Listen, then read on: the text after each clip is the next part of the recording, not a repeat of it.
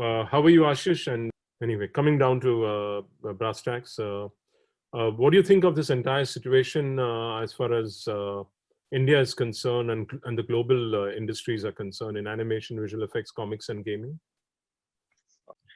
So I think, it's been quite an unprecedented situation. In fact, initially, I started talking to various studios as, we were together in Delhi and we were preparing for quite a few things when the FICCI Frames was then, postponed, and a large number of events outside India also got postponed.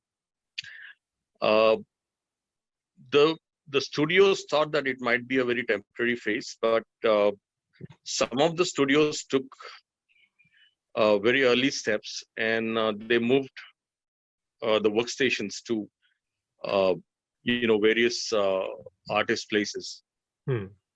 And thereafter, the challenge had been that the file sizes are very big, and the bandwidth in particular at various places where the artists stay are not too good for upload of the files. So although some of the scenes I know happened, but then the challenge was to really have an edit lineup and a lot of other things.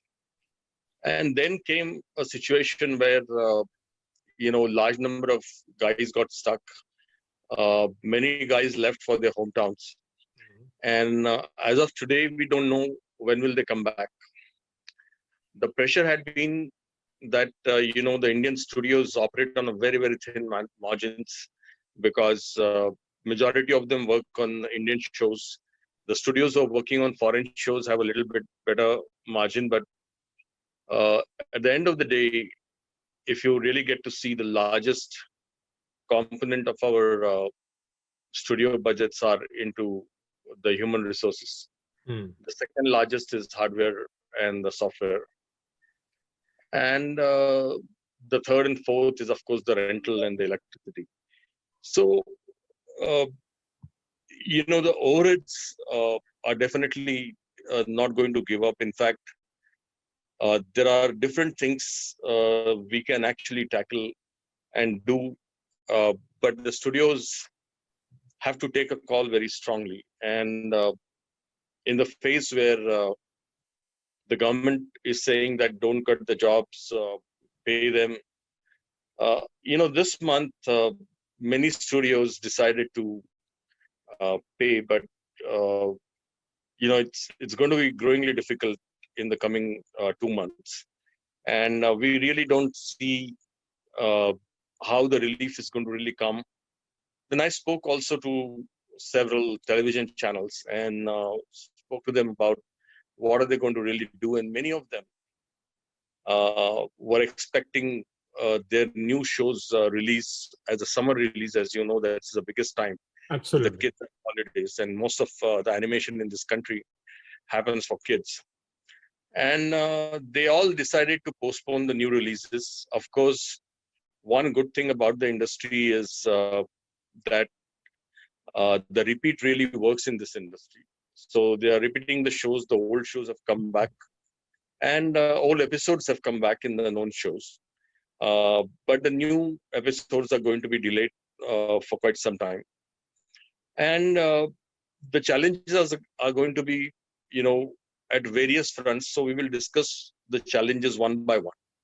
Yeah. So from my perspective is one that on the outsourcing side, these people have not been able to do all the work because the file sizes were large, and because also some of the artists after that disappeared. Bandwidth was very slow, so they couldn't work too much. And then the artists also went back home. The challenge is work has been held up. So how are the foreign studios taking it, for whom these studios have been working?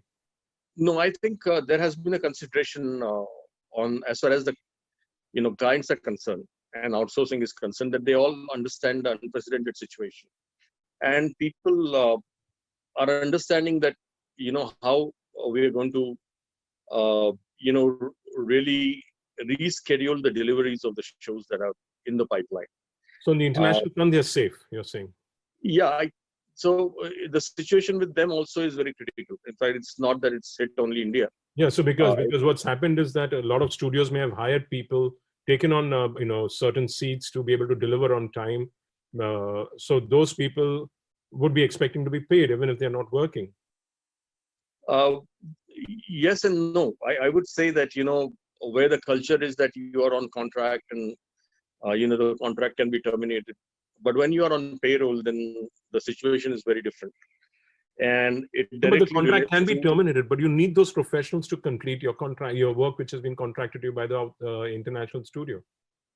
Correct. So, uh, if you really look at the matured and the professional way of working, many of them would defer certain things.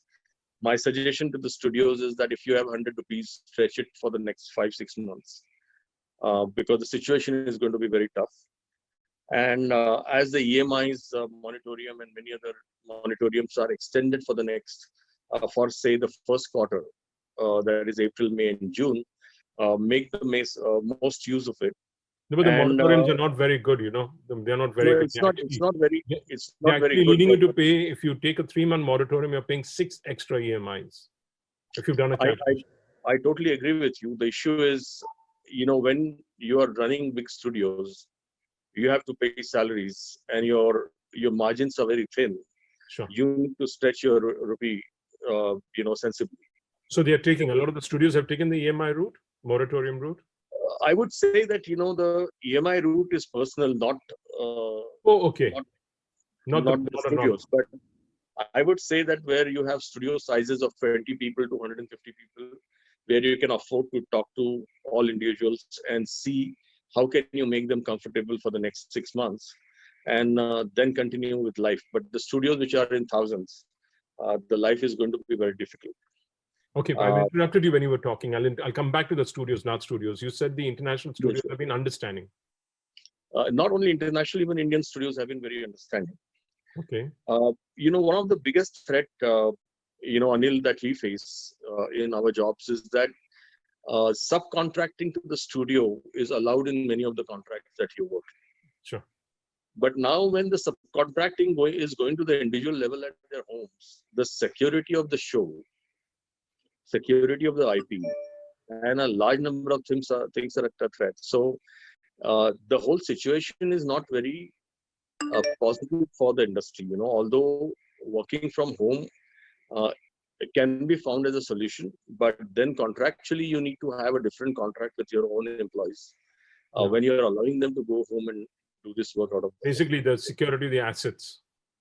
Second thing is that in certain cities you might have to request government to open up working for us in the month of May and allow the pickup and drop of hard disk.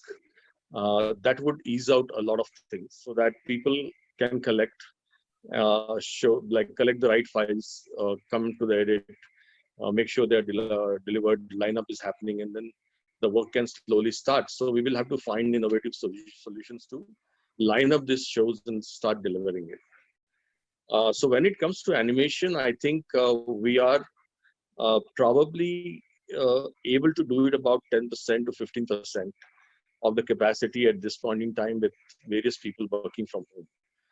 It can be probably increased to about 30-35%. Mhm. But for visual effects as an industry, when I speak to a large number of people, we don't see the shootings are going to really resume till about September 2020. So as the new files are not coming for visual effects at this point in time, most of the visual effects artists will have to really think what to do. When you have 2D to 3D conversion, where the shoots have already happened or the footage is already there, I think they can continue with some amount of deliveries.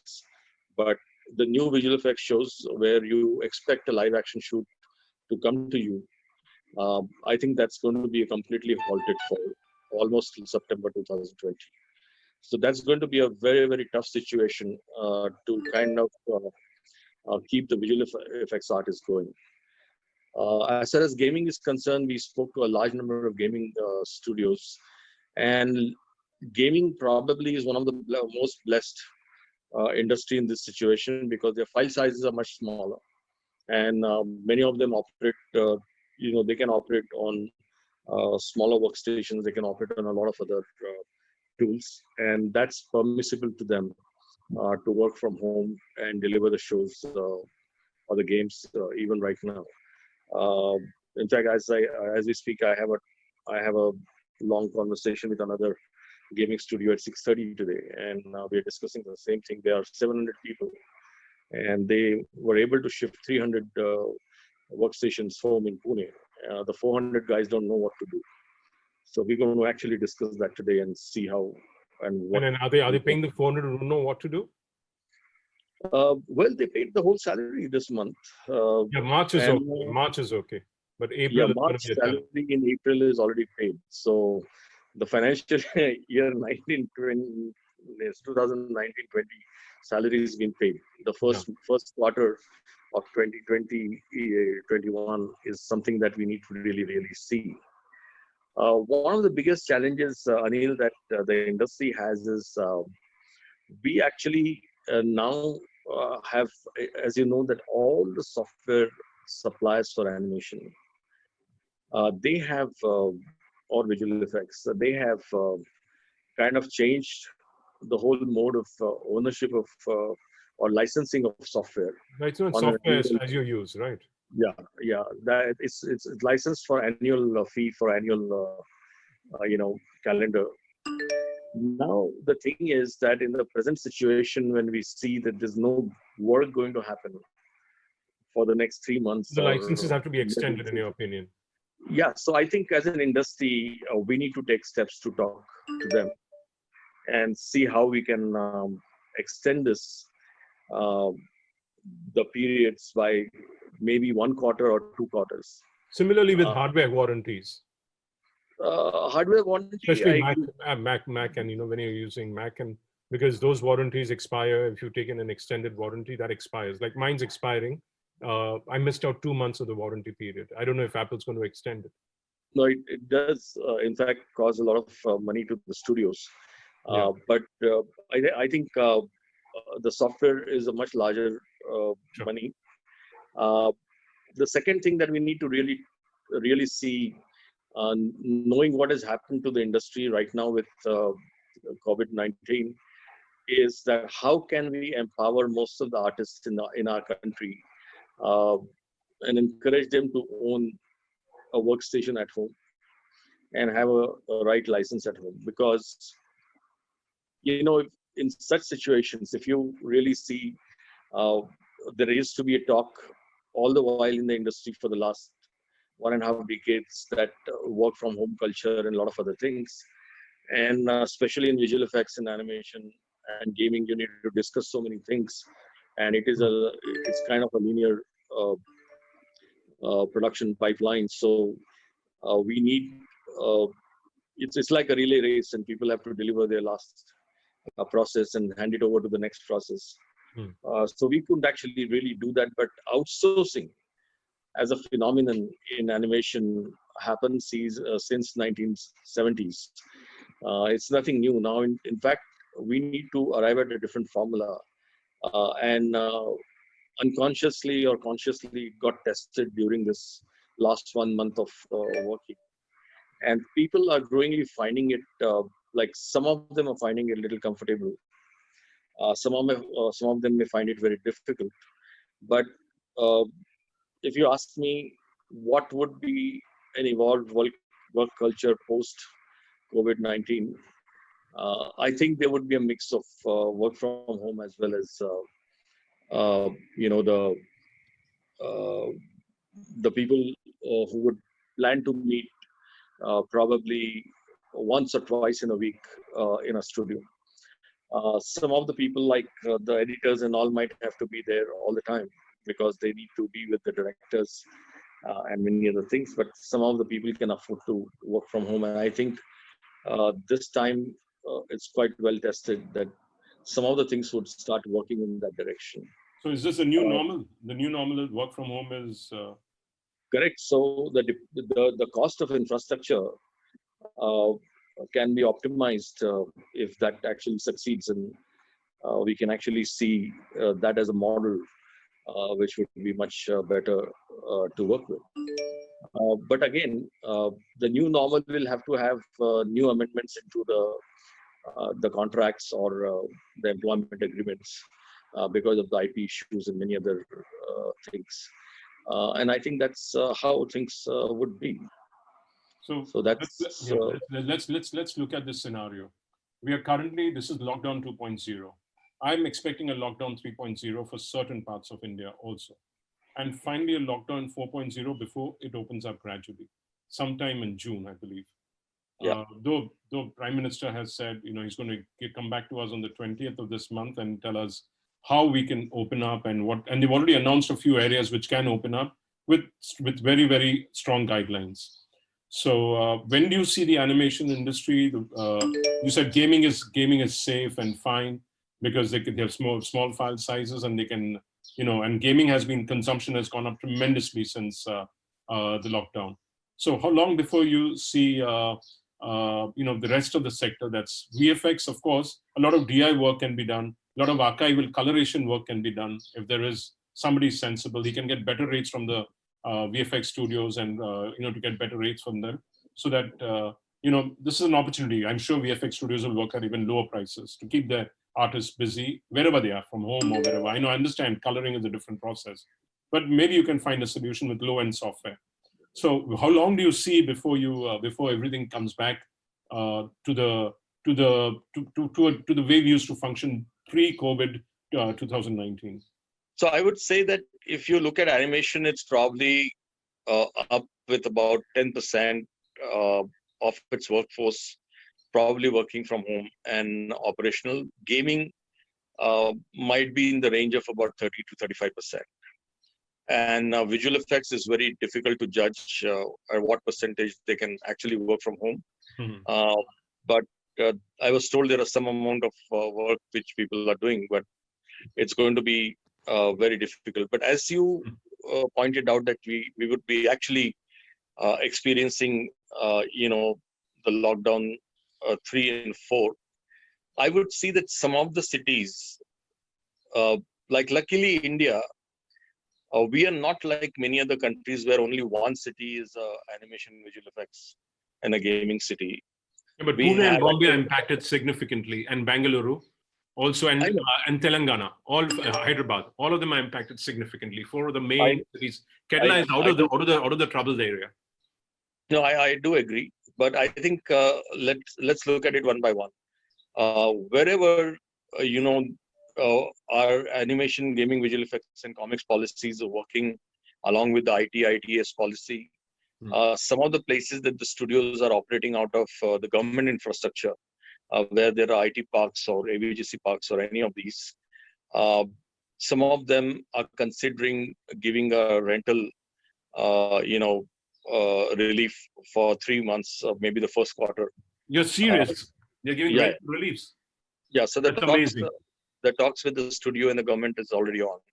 So you're talking about which? Telangana is giving relief? Telangana, actually, we don't have right now ready. We have some smaller pockets which are ready. Bengaluru?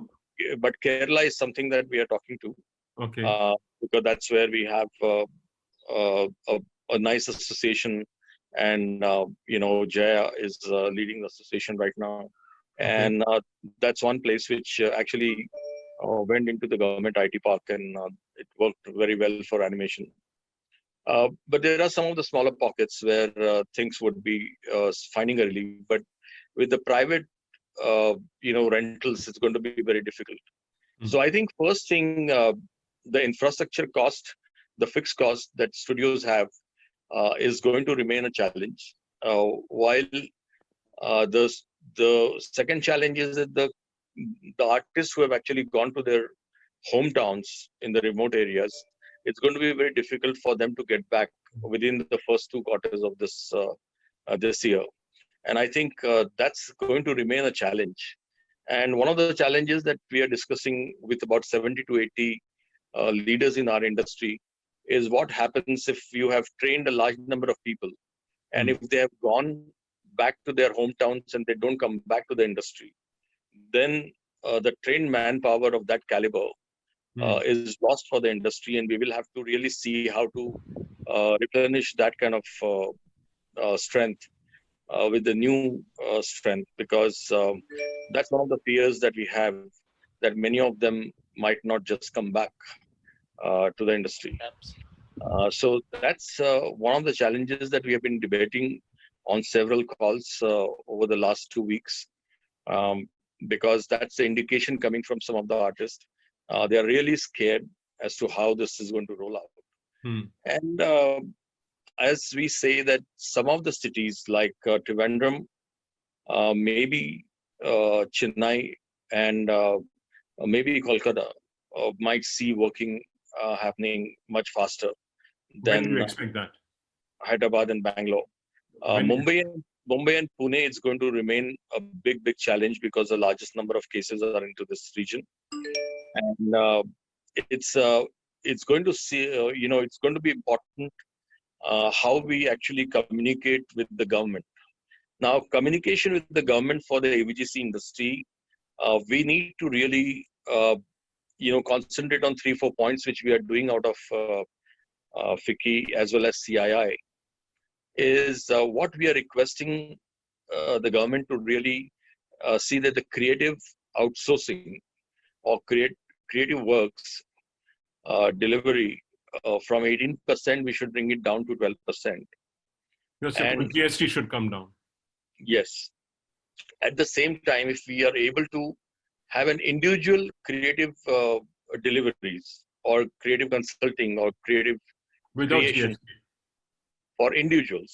Yeah, without GST, because individuals will not go and get a GST registration. No, you cannot be under the no GST format. Okay. It would be unfair. Then they'll have to fast track the GST registration. It takes time. No, so it doesn't matter. So the thing is that if you are a professional in a good industry, you need to be contributing to the tax. I'm not saying no, but they have to fast track the process of registration. I know this same thing happened when service tax also came, but then eventually all artists had a service tax number, and all artists today have a GST number. They have it individually also, despite working in jobs? No, individually. I think, see, the thing is, as a film industry, if you really get to see, when you make a film or a television show or ad film or documentary film, the whole unit comes together on a contract. And then they are on their own.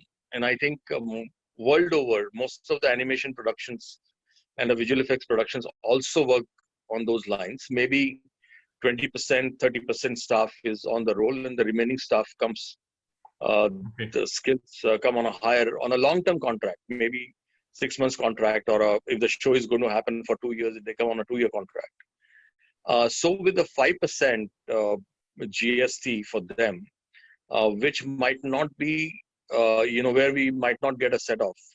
But I think that's something which would open up a larger opportunity for individual artists in a city to start owning their own computer and their own workstation, and have a license so that they can deliver on a contract. And if required, they can also work out of the studio.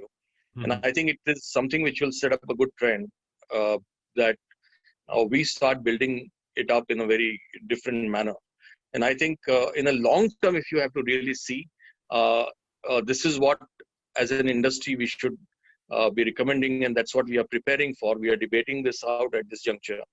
And this is one such thing that we would like to see happening to the industry over a period of time. I understand. But how do you see the industry commencing? When do we see? Do we see it in August? Do we see it in July? And how do you see it commencing? Mask, limited attendance, some of the regulations are pinpointing in the direction it will go. You probably will have 30% workforce on premises. Maybe the rest of them can be at home. See, the simple formula is, Anil, it's going to be very difficult to predict anything. And we know it's going to be creating a very tough time. It's very difficult to digest this, but it's a truth that studios have paid in the month of April. For March. They might pay in May for April, but it's going to be growingly difficult to continue to pay if How is the cash flow situation for most of them? if the shows are not getting delivered Yes, because how is of the cash flow situation? the cash flow situation has always been very tight because we work on a very thin margin. Even COVID or no COVID, if the studio doesn't have work for 2-3 months, the whole the bottom line gets wiped out.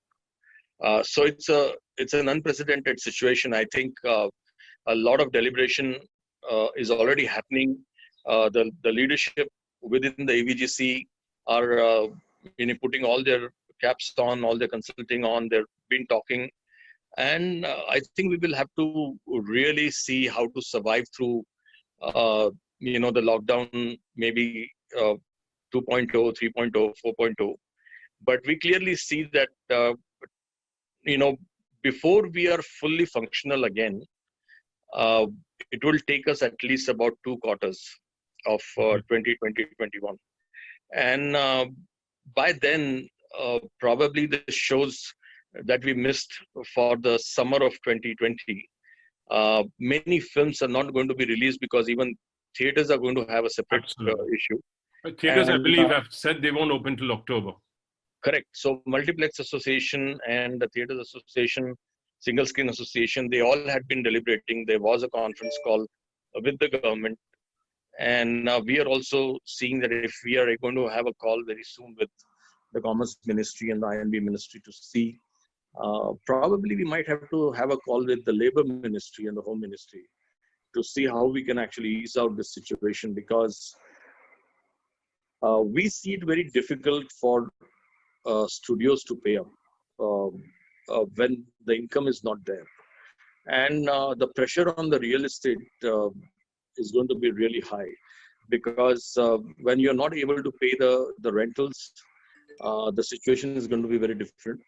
So we have decided that as an AVGC industry, we will first talk to the software suppliers. We would actually talk to the hardware suppliers also. And we would talk to the state governments separately. And with the state governments, we need to really talk to them about the labor issues and few other issues, because we don't want to lose on the skills, but we also want to see that how they are looked after and how they are able to stretch during this period of the Q1 and the Q2 of this financial year. Are you also looking for soft financing? We would, but see, or it's soft a very lending? Especially because this is, so apart from the large studios, most of them belong to the SME sector, and they are providing. So the largest studios are sized between 20 people to about 150 people. And there are about 15 to 20 studios which are more than 1,000 people. And there are studios which are 3,000 plus and 5,000 plus. So I think they all have to have a different strategy. Absolutely. But as I was speaking to most of the studios who are between 20 to 150, I mostly recommend them to individually talk to every single artist who's working with them, and make sure that they're also not spending, and they're just spending on basic necessities, so that they can also save and work through maybe some of the pay cuts that might. What pay cuts are you expecting? 30%, 40%? I'm not expecting.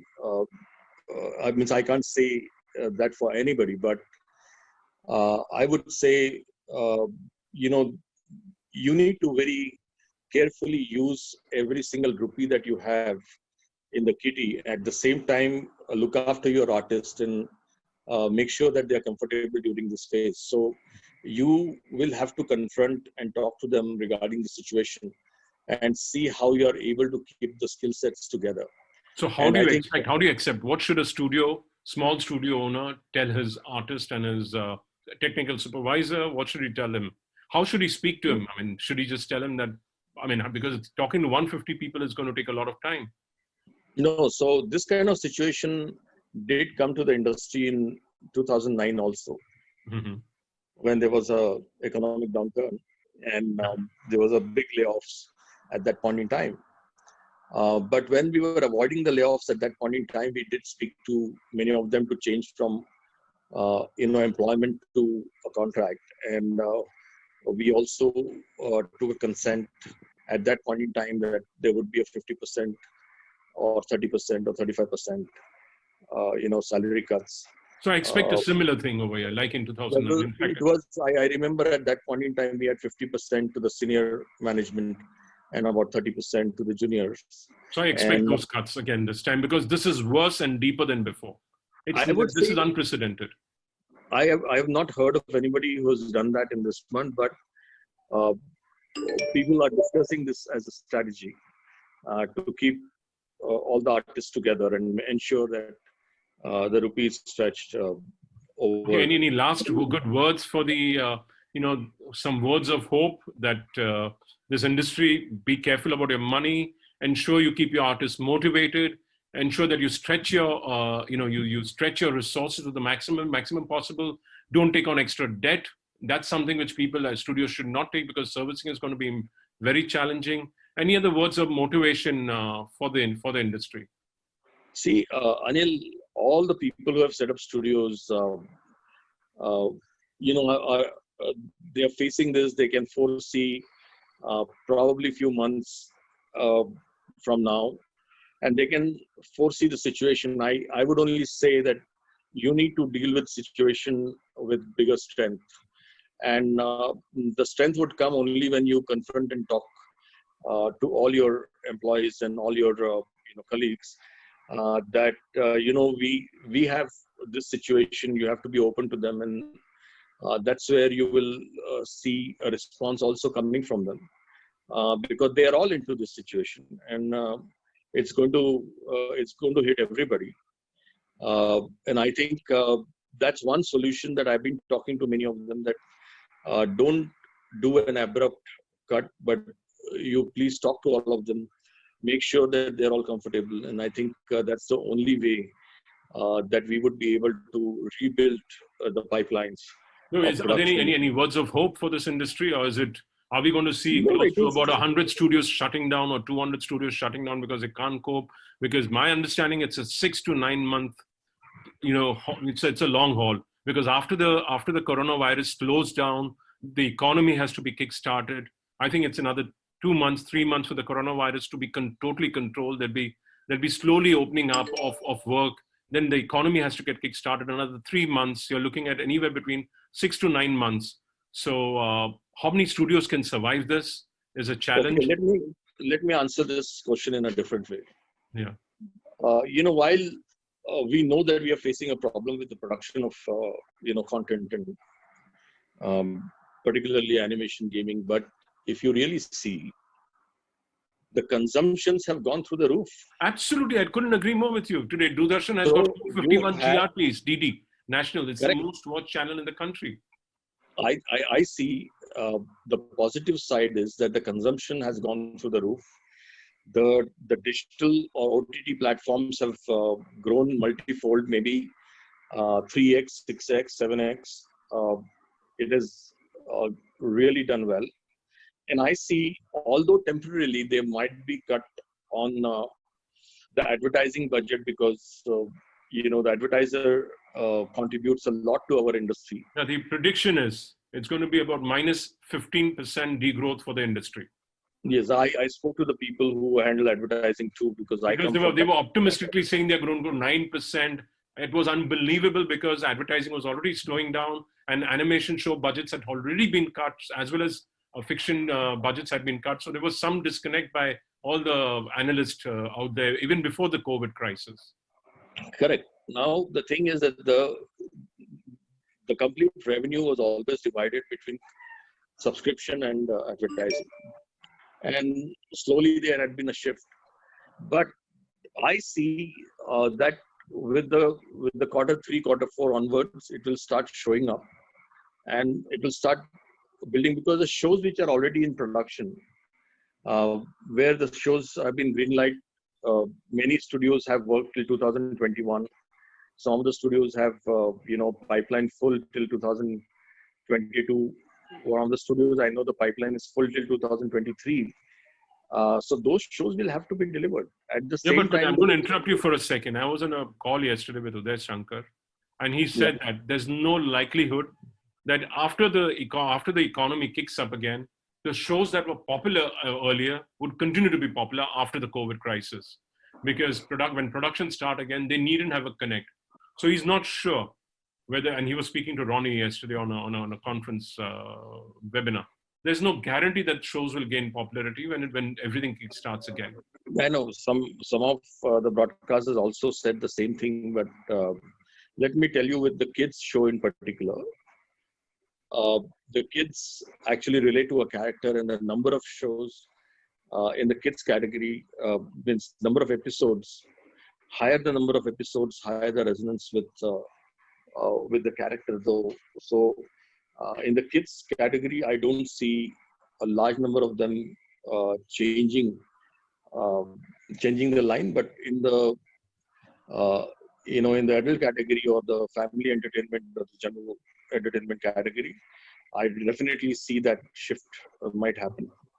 And there are new subjects that would really evolve, and this programming is bound to change. There is absolutely no two ways about it. At the same time, I would see that the growth of OTT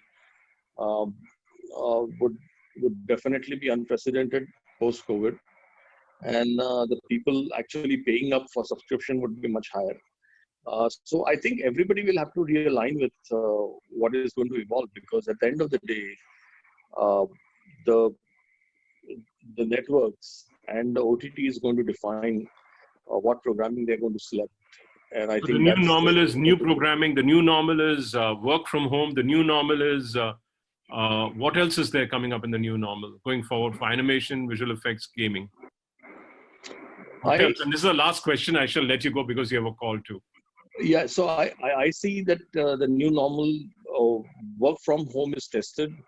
And I think people will have to really see that there will have to be a combination, and the pressure on the real estate is going to be much lesser in terms of its needs. You might have an access to a good real estate, and you need to make use of your resources very, very smartly. I see a lot of international productions flowing into India, and I see a larger collaboration opening up with Korea and India very, very soon. Excellent. I also see a Canada-India collaboration opening up post-COVID very strongly, because many of these production houses have faced different challenges. And as we talk to them, I think you need to build these co-productions as the new normal for you, apart from what you're doing for your country and for only the outsourcing part of it.